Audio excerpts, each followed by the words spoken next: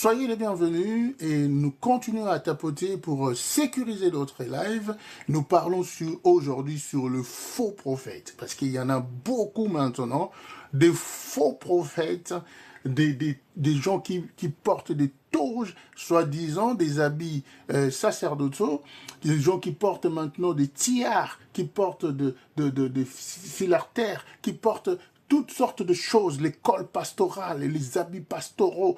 Et il y en a plein, il y en a même qui portent de croix sur eux, des chaînettes, de montres, de bagues, de bracelets. Tout ça, c'est faux parce que l'Église est fondée ou est bâtie sur le fondement des apôtres. Éphésiens 2, 20.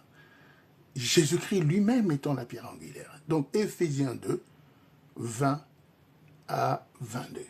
Nous allons d'ailleurs commencer par ces versets pour comprendre là où nous voulons aller. L'Église est bâtie sur le fondement des apôtres, pas sur autre chose. Nous ne pouvons rien faire sans l'écriture ou sans les lettres des apôtres. Donc,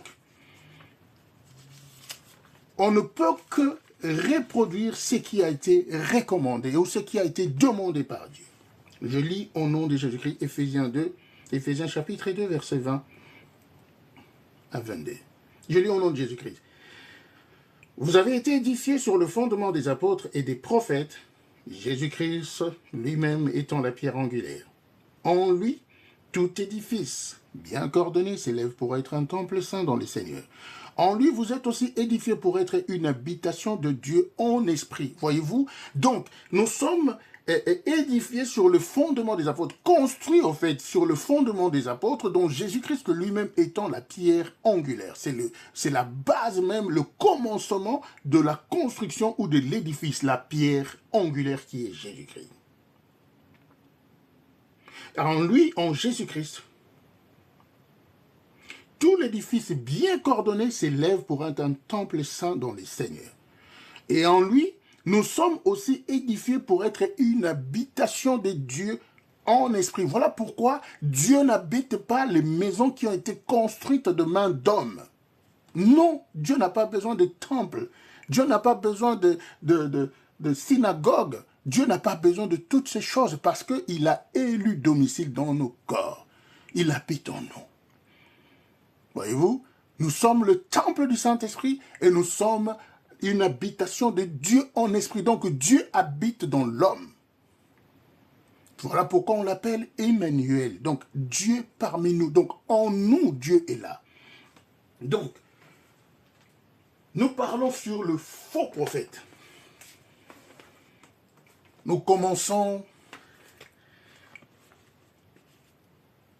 à entrer dans la profondeur même de cette parole. Les faux prophètes. Jérémie, chapitre 29, versets 8 à 9.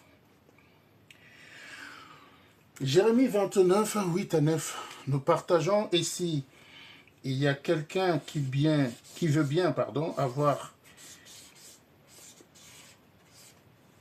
l'amabilité de nous écrire aussi ces versets. Ça serait aussi bien pour aider les autres, nos frères et sœurs qui nous suivent, pour qu'ils, s'ils ne sont pas si rapides que moi, de pouvoir mettre cela sur l'écran.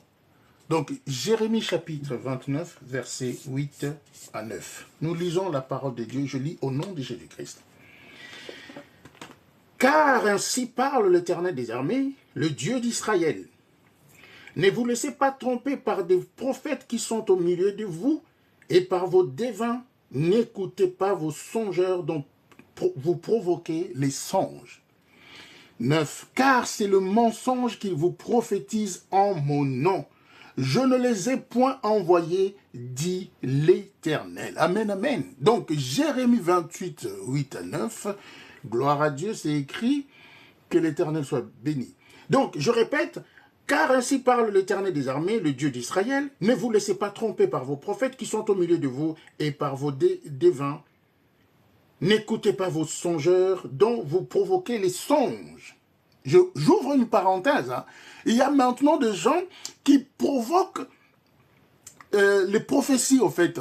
Localise-moi, prophète, parle sur ma vie, parle sur mes enfants. Mais tu lui donnes déjà des éléments.